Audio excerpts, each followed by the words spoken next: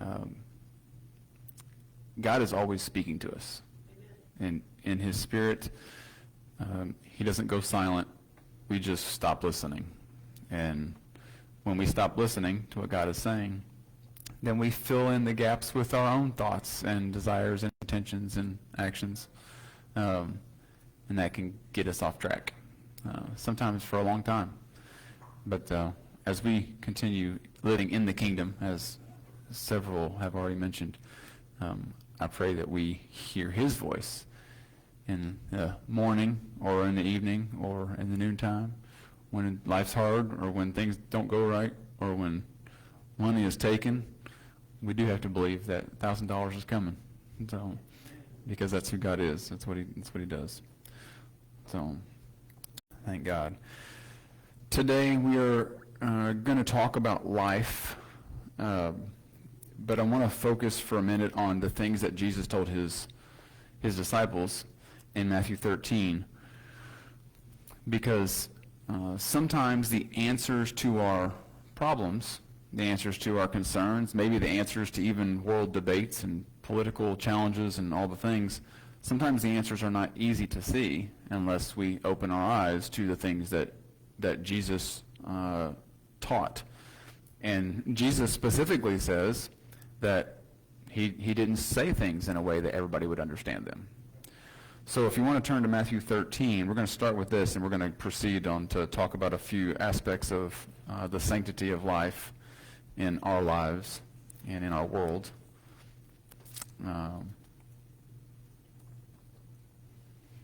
Matthew 13, Jesus says to his disciples, because he was speaking in parables, and his disciples asked, what's up with this? Why are you talking this way? In verse 13, he says, "Therefore I speak to them in parables, because while seeing they do not see, and while hearing they do not hear, nor do they understand. In their case, the prophecy of Isaiah is being fulfilled, which says," now this is going back to Isaiah chapter 6, "You will keep on hearing, but will not understand. You will keep on seeing, but will not perceive. For the heart of the people has become dull. With their ears they scarcely hear, and they have closed their eyes. Otherwise they would see with their eyes, hear with their ears, and understand with their heart, and return, and I would heal them." So God's desire, even in the Old Testament, was to heal them. That's his goal. When he created Adam and Eve in the garden, he breathed life into man. I'm going to read this real quick. Genesis 1:26 says, "Let us make mankind in our image, according to our likeness, and let them rule over the fish of the sea, and over the birds of the sky, and over the livestock, and over all the earth, and over every crawling thing that crawls on the earth. So God created man in his own image, and in the image of God he created him. Male and female he created them. And then God blessed them. And God said to them, Be fruitful, multiply, and fill the earth, and subdue it, and rule over the fish of the sea, and over the birds of the sky, and over every living thing that moves on the earth." And then later, just a few verses later, it says, "God saw everything that he made, and behold, it was good. And there was evening, and there was morning, the sixth day." So he made everything that we have, everything we see, everything that we have the ability to manage, steward on the earth, for our benefit, to ultimately glorify him. That's why he created us. He did not create us to be robots that just blindly do whatever we're programmed to do. He created us to have a choice to choose to serve and honor our Creator. That's how he created us. And because of that choice, we can equally not choose to serve and honor our Creator. And so that's why there is sin in the world. That's why there is famine. That's why there is poverty. That's why there's war. That's why there's backstabbing. That's why there's family feuds. That's why there is bitterness and resentment and horrible, evil things that happen in our world, across the world, with kids and with inappropriate relationships and people taking advantage of others. But those things happen because God left us with a choice. He gave us everything that we have to be successful, to have life, to have prosperity, to be healed, like it says healing in that verse. and to be free, to live free. So he's telling his disciples, and when he's talking about these parables, he says, people are going to listen, but they're not going to hear. All right?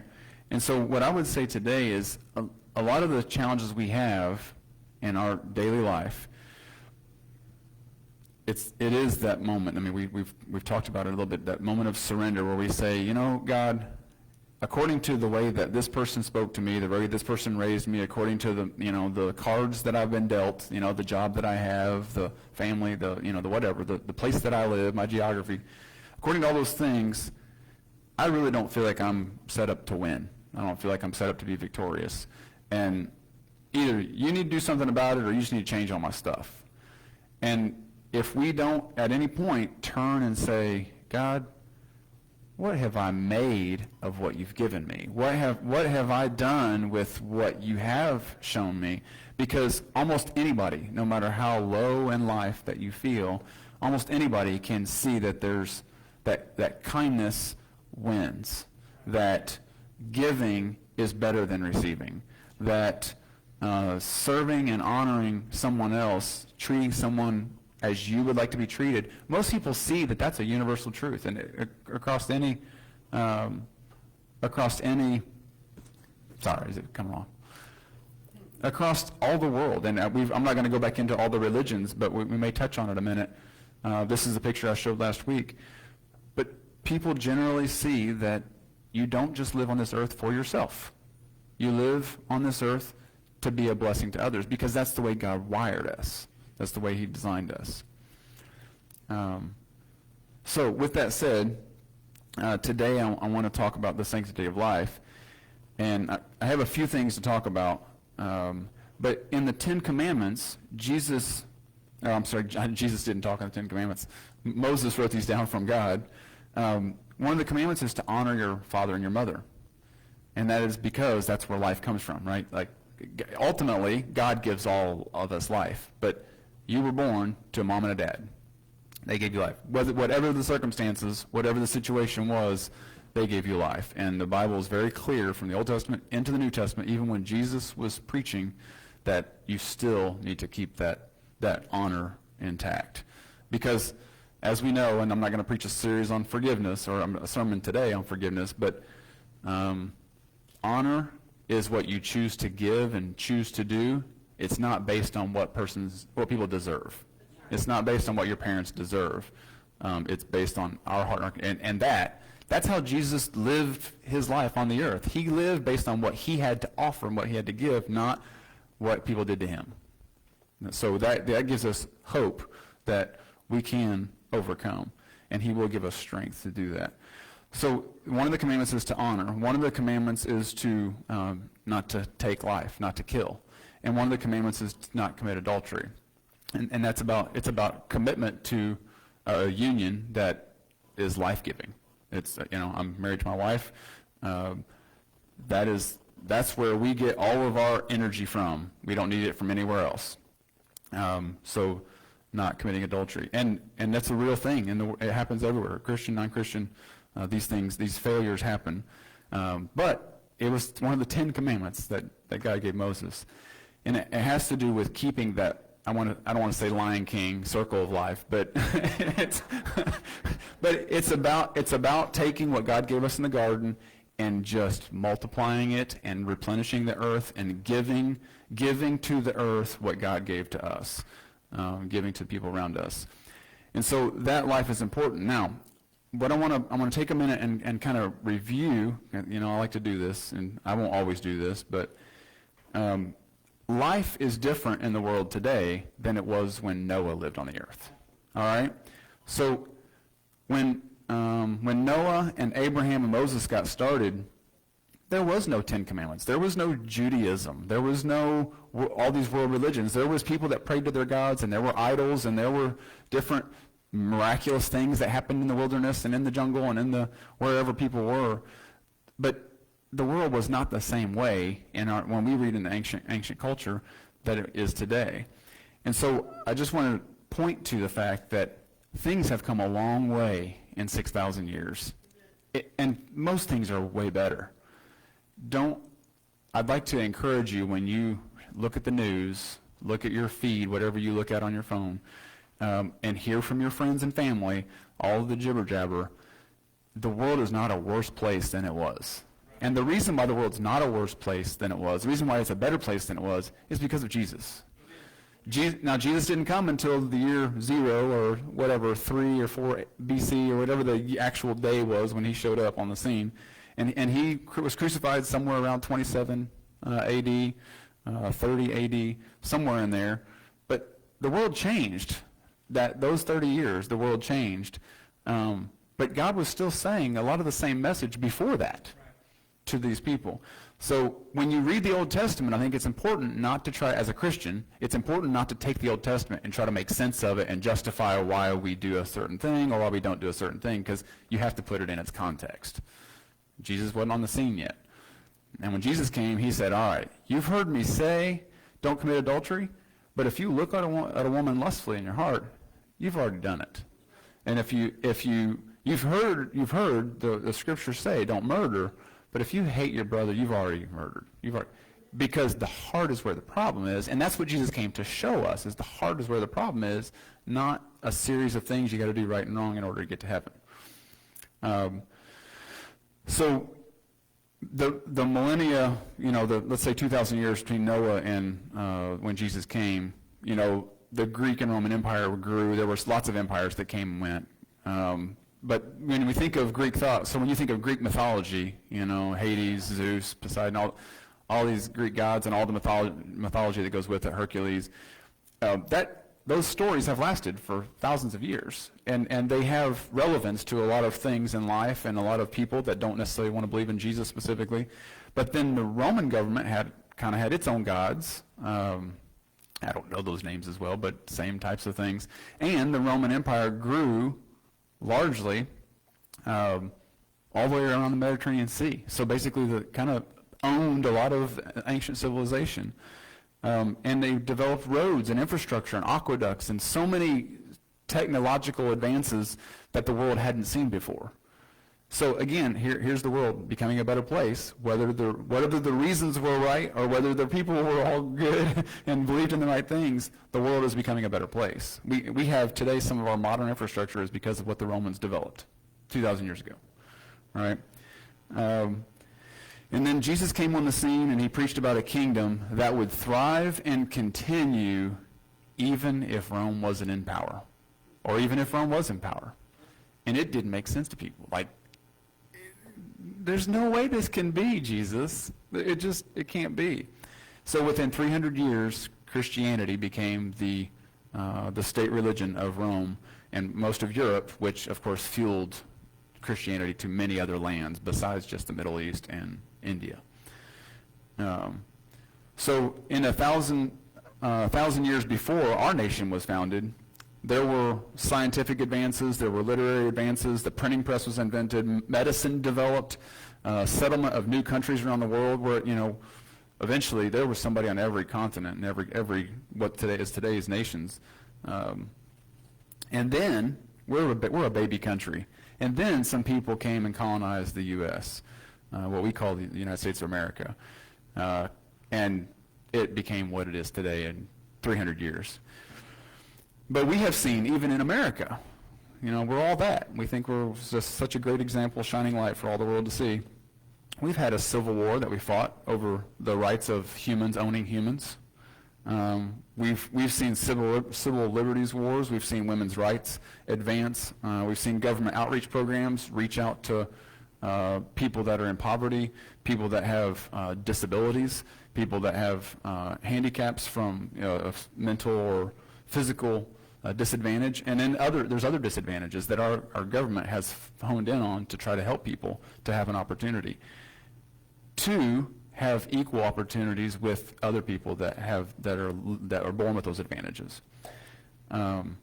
So that's just us in the United States. What we see in the United States is happening in lots of other places in the world. One of the biggest things that's become a big awareness in the last 50 years, more so in the last 20 to 25, is the amount of human trafficking that happens in the world. And people are fed up with it. People that don't know Jesus and don't care about Jesus and aren't interested in the Bible are tired of the idea that you can traffic other individuals through borders and into places where they shouldn't be against their will because they feel like they have to. That's the only way out of their situation, or that's the only way for them to take care of their family or whatever. So these things, we are at a point in history where we as Christians have a larger platform, a larger opportunity, a larger, I guess we have a larger assurance of our faith that what Jesus started, we can continue to work on. I don't know that we'll ever see the end of it in our lifetime, but we can continue to be a part of it. And on our street, at our school, or we send money, or we go and visit other places where we see this happening, where these injustices happen, and we can be a part of it. I was noticing on one of the websites that I was on this week, was talking about how $3, your $3 donation can make a difference, because if you do it and whatever other million people do it, there's substantial money that can change this problem. And so, I mean, Jennifer and I have always given different things. We give besides our tithes at church and ARM. We give to other things because it's things that we believe in, and a lot of you do the same things. You do. Even when the Salvation Army is, shaking the bucket in front of the Walmart, or all the different people that do their giving in the middle of town here in Henryville, and you feel compelled to do something like that because you're able to make a difference in someone else's life. So that is good news. I wanted to mention along the sanctity of life. When we say that word in our English language here in the United States, a lot of times sanctity of life is associated with making a case against abortion. And that's not the way I mean it today. It's not what I'm wanting to talk about today. The sanctity of life, like I said, was God created life. He gave us some basic rules to live by. Don't commit murder, don't commit adultery, honor your parents, and keep this cycle going. And then there's lots of other biblical wisdom on how to treat one another and how to deal with your time and your money and how to relate to people and all these things. There's lots more guidance than just the Ten Commandments. But the sanctity of life is recognizing that every person has value. Every person, no matter where they're from or what stage in life they are, or how perfect their health is. Every person has value, and that has shaped a lot of the world today. So I'm saying it's universally accepted that life is valuable. Like we want to create some kind of medicine so that we don't have to deal with cancer anymore. Like that's the general consensus of society, not just Americans. And you see it in Europe and other countries. We don't want people to die of cancer. We want to solve the problem. And of course, in the church, we pray for people that, hey, we've seen people get free from cancer, healed from cancer. So whether we're praying for a supernatural miracle or we're finding medicine, it all is leading to setting people free, which is all because of what Jesus did. I mentioned this about Matthew and Isaiah, but in 1 Corinthians also, Paul says to the Corinthians, the word of the cross is foolishness to those who are perishing, but to us who are being saved, it is the power of God. For it is written, I will destroy the wisdom of the wise, and the understanding of those who have understanding I will confound. This is where I think it's really important. It's really important for us to understand what we can influence, what we can affect. I said this about abortion. It's easy for a conservative Christian to stand on a platform that God loves life. When that sperm and that egg meet in the uterus and start a life form, it's easy to judge and to be upset whenever someone thinks that they can make a choice that would end that life. The challenge specifically with abortion is that one side is saying God loves life, and the other side is saying women have a choice, and those are both true. You're not really making the same argument. You're talking about two different things. And so that's what leads to all the political turmoil we have. But what is important is that what we know to be true, because we know Jesus and we have the Holy Spirit, we can't assume that other people know these things or believe these things. So we have to be very cautious. Jesus was cautious. He preserved things in parables, and he said things to his disciples that he didn't say to other people. It's important to keep the right things in the right boxes and the right things in the right conversations. So that's why I think sometimes social media does a disservice to us, because we're throwing stuff out there that, I say we, Christians in general, throwing stuff out there that's almost a turnoff. That is straight up. And something that invokes war, invokes a battle that's not a battle, that's not a war. That's not what Jesus did. He didn't try to stir up a battle about things. So when I say sanctity of life today, what I'm talking about is the opportunities to fix problems in our world, like poverty. And then I even recognize that a very hot topic in politics is climate change. So something I've realized in the last 2 years that I'm very comfortable with now is you can look at scientific data, seashores rising in places that have an ocean up against them, ice caps melting, degrees, the temperature changing, like in Africa it's changed like 2 degrees in our lifetime, 2-degree change. You can say that the world is warming up, but you don't have to point to the fact that we're evil people, that we're burning all these fossil fuels and we created this whole problem. Because, as a earth science background guy, there have been climate changes forever, since the earth was created.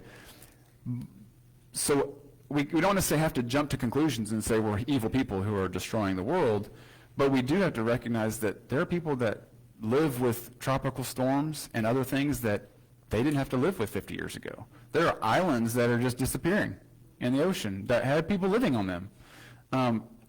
As Christians, we don't have to, again, make a battle of it. We just say, hey, how can I help? Wherever those opportunities lie. Not all of us are going to have anything to do with climate change.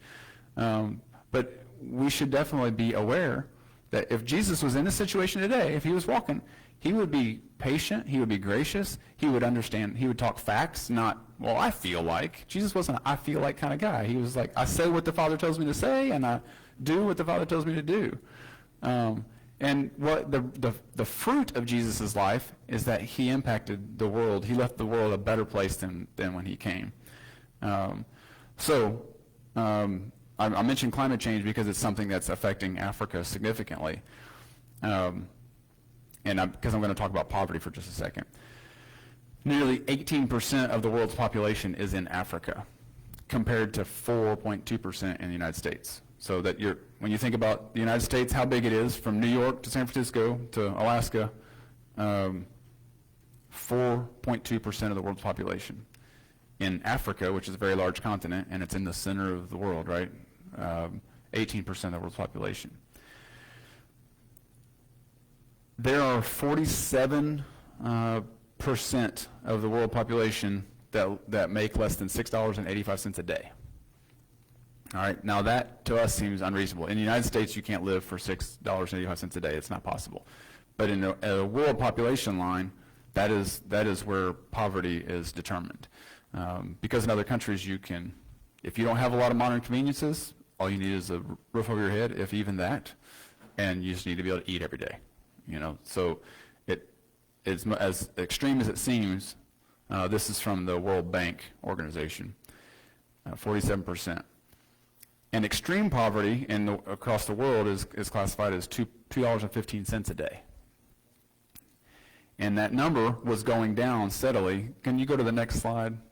Do you have it back there? Or can you do it, Carl? I think I have it on here. You should be able to hit the down arrow, I think. Maybe. You may have to click on that one.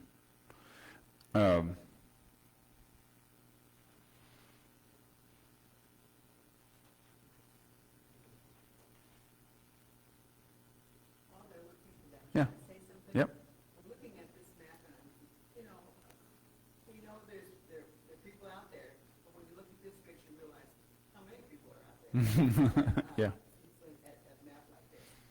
One day when I was I was in the library at school, staying with a group of kids I was there for, somebody came up and got this book, and it talked about the history of the world.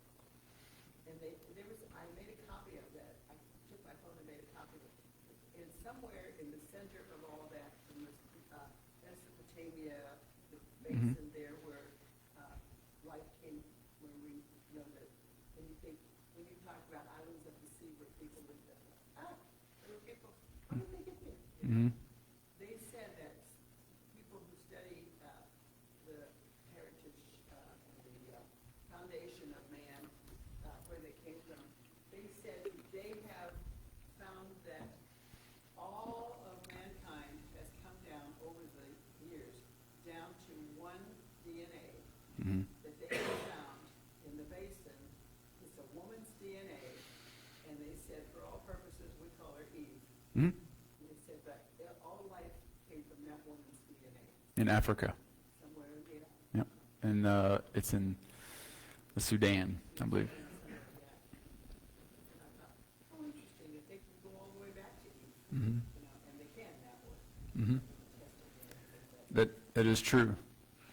So that's where this became very interesting to me, and I don't want to bore everybody with a whole bunch of statistics. I'm not going to spend a long time on this.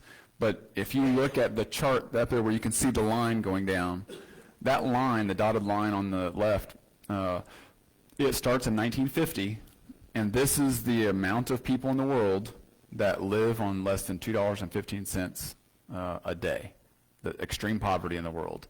And look at how much it has declined to below 10% of the world in the last 5 years. Now, what you see in the little gray box is when COVID happened and it shut down the world pretty much, that little orange line that takes off is where poverty, extreme poverty, increased again. And it has been that way since 2019 when COVID happened, because people couldn't work, and it had a trickle effect on lots of other things. There's still horrible wars, civil wars going on. There's terroristic activity going on, and specifically in Africa, everything around the equator. A lot of ugly things that still happen in the world, and can't take anything away from the atrocities that go on in these countries and some of the other countries. But if you look back decades, the world is getting better. And it's because of organizations that are Christian, and even other organizations that aren't Christian. It's because we're in places helping make the world a better place. If you go to the next slide, I think. Go one more. So this chart, you can see a few little dots in South America. You can see some dots in Africa and in India. This is our Underwood New Life International that takes healthy, like water drinking systems, purification systems to countries and helps them to have clean water. And they have since 1998, this company, that's ministry that started right here in Underwood, has helped people in 80 different countries. Now, their 2021 annual report that I found, it says that they did 15 countries on 4 continents in 2021. And go to the next slide. I just want to show you just a snapshot. They show on their website their financials. $2.9 million is what it took to run that company. That's what they received in 2021. Almost $3 million. This little company in Underwood, ministry, I should say, not a company, but and they have operatives in several countries that are doing this, that are showing people how to create clean water using PVC pipe. Just simple structure, not a high cost. Yep. So I say this because sometimes I get encouraged by looking at the big picture, but sometimes we look around and we're like, well, what about this person in our town, in our county? What about this person in our church? It doesn't take much. It just takes a will to want to help. And then you can see the expenditures on that 2.9 million.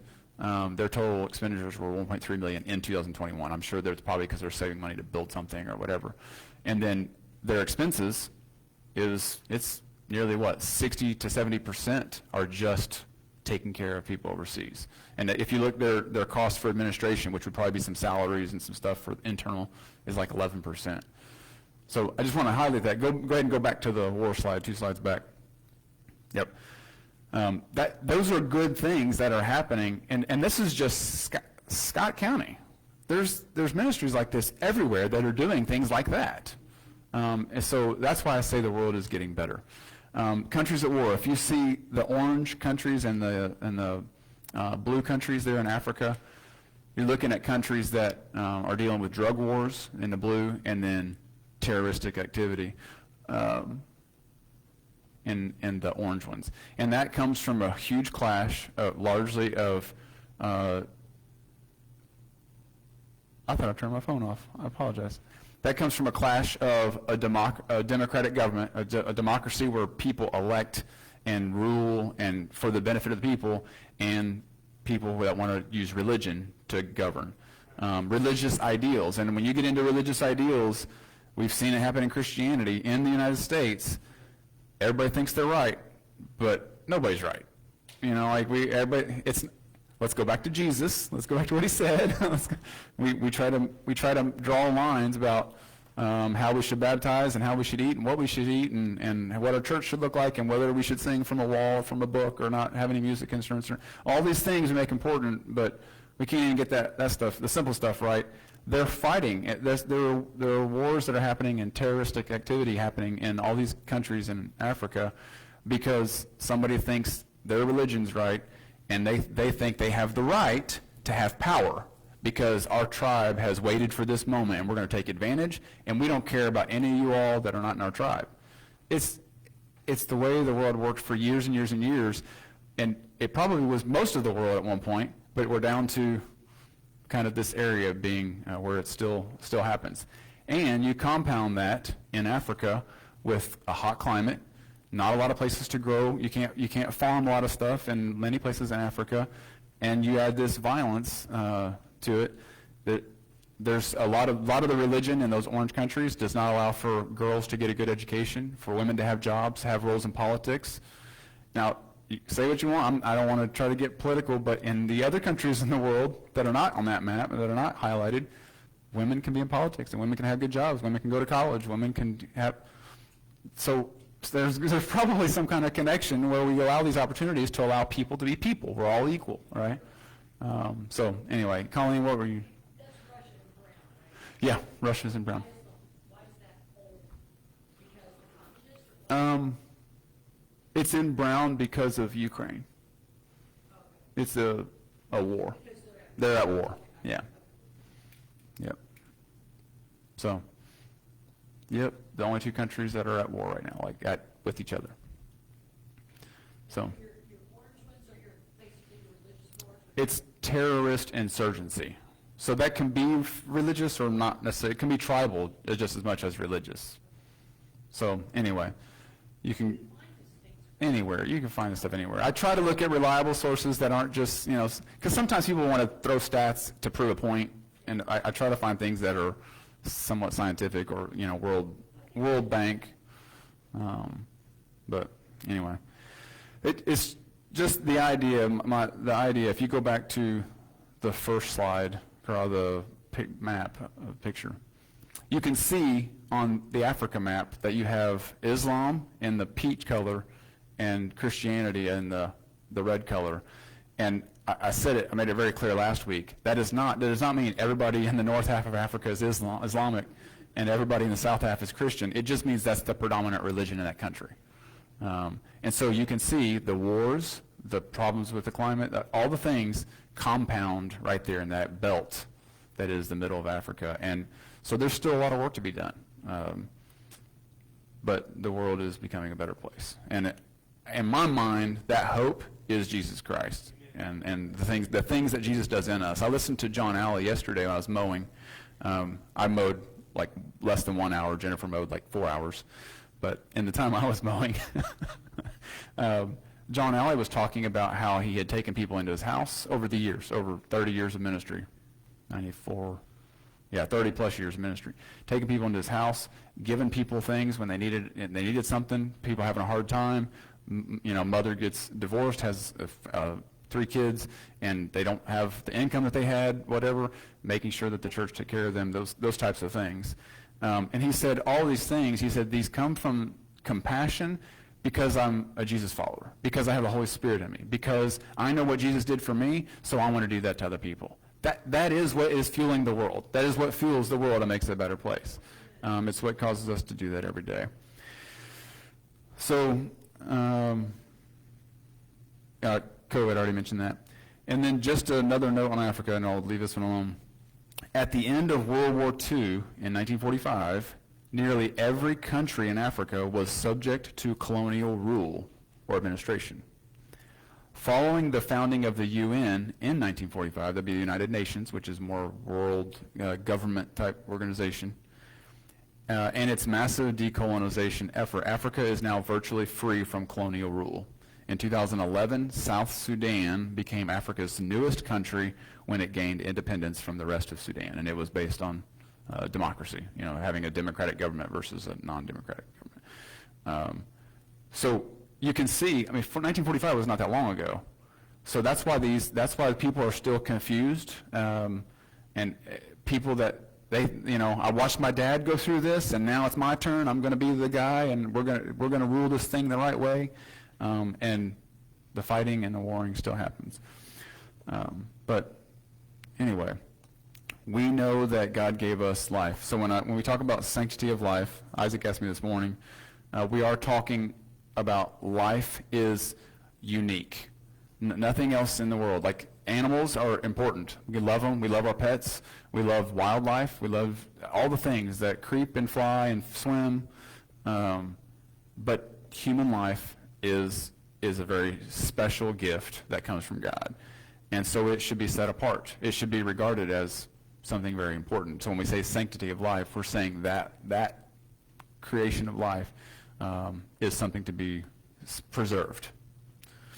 And that means people having an opportunity to not live in poverty and all those things. I think that was really main thing. Oh, I was going to mention a couple things. Just for your inquisitiveness, if you go back to the Old Testament and in other religions, it was common for men to have multiple wives. And so when we think about the sanctity of life, when we think about the way the world works today, I would argue that the world has become a better place because we don't do that anymore. So some of the reasons why that was normal in the Old Testament seem to be like, you almost read the Old Testament like God ordained this, but it never says anywhere in the Bible that God ordained that, and he said it was a good thing. It is the way the 12 tribes of Israel started, but if you remember, go backwards, like rewind the tape, Moses had the 10 Commandments. Abraham was before Moses. Abraham had Isaac and Jacob, and then Jacob had basically 4 mothers that he created children with, 12 tribes of Israel, and then Moses later gets the law, right? So Abraham, Isaac, and Jacob were not operating under the same circumstances with God that we are today. Not the same. And we are not operating in the same circumstances that Moses and all the kings of Israel operated in. We're not. There are still some religions that allow for multiple wives, but it's not common. And some allow it, like on paper, but don't really practice it because it's just doesn't do good things. One of the reasons why it was normal years ago. So again, remember that God told us to go and fill the earth, right? Replenish. Sometimes leaders in all religions would have multiple wives so that they could protect their dynasty, so that they knew that my name is going to last forever. I'm going to have 12 wives, and they're all going to have children, so there's a bigger chance that I'm going to last forever because all my children are going to be here. And it was very man-centric, right? So for what it's worth. There was also reasons why leaders would bring in wives from other countries so that they could keep a peaceful relationship with the countries around them, or the empires around them, or the cities around them, or whatever. And then likewise, I want to mention this because it's tricky. When we think of incest today, there's laws about you marrying your cousin, or you doing these things that don't feel right, don't seem right. Well, we're in 2023. There's a reason why it doesn't feel right. There's plenty of people to pick from. We don't have to marry our cousins.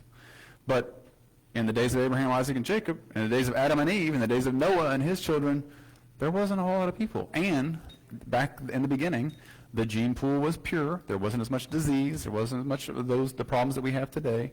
And, like I said, the Ten Commandments had not been established. The law had not been established. God had not given his people guidance on how to live in a way that was written for eternity. So we can't go back and try to judge how that was right or wrong, or use those days and those things that happened as a reason for why we do what we do today. But I mention these things because when we think about the way the world's advanced, we have become a stronger, better, more moral people, and we have given people more of an opportunity to live the fullness of life. So I think that's it. UPS man comes to your house and you've got 4 wives ordering.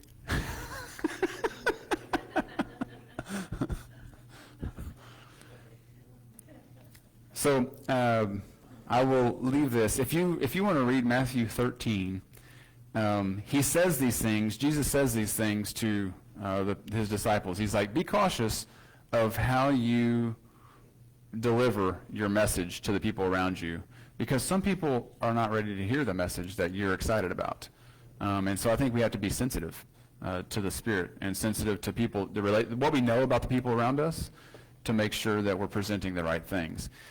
After that, in Matthew 13, he talks about tares among wheat. He talks about the mustard seed, the leaven, how it just takes a little leaven to blow up a whole loaf. He explains a hidden treasure, a costly pearl. He says the kingdom of heaven is like a merchant seeking fine pearls, and upon finding one pearl of great value, he went and sold all that he had and bought it. That is the trust that Jennifer was talking about. Adhere to, cling to, rely on. I found this thing that is the truth. It's the answer to all my problems, and I'm going to run to it with everything I got. That is the message that Jesus came to communicate. And so my hope today is to encourage you that even though there's ugly things happening around us, even though we don't have necessarily all the answers to fix every problem immediately at our fingertips, we do have the hope that we can be a part of those solutions, either in our local level or abroad. And the world is getting better, so because of Jesus. So I invite you today, if you feel like you have a need, but you don't feel like you have the answer to that need, then I'll pray with you afterwards or now. Because if you come diligently seeking, we said the words earlier, we sang the words, if you ask, God will answer. If you seek, then you will find. It's not just a free handout necessarily. It's free, but your heart has to be open, and like we said, it has to surrender at some point. And of course, when you surrender to what God is giving you, offering you, then it starts to change behavior. It may change the way you see something or do something or the way you act or whatever. And that is what gives you the hope to keep going, because now you know your identity. It's not about behavior. It's about, I know who I am. That's what gives us hope. So I'm going to leave it at that. I'm not going to talk a lot of world religions in the future, but we'll talk about a few other moral standards, and we'll move into some other things. So that's it. Are there questions or comments today? So, yes, ma'am.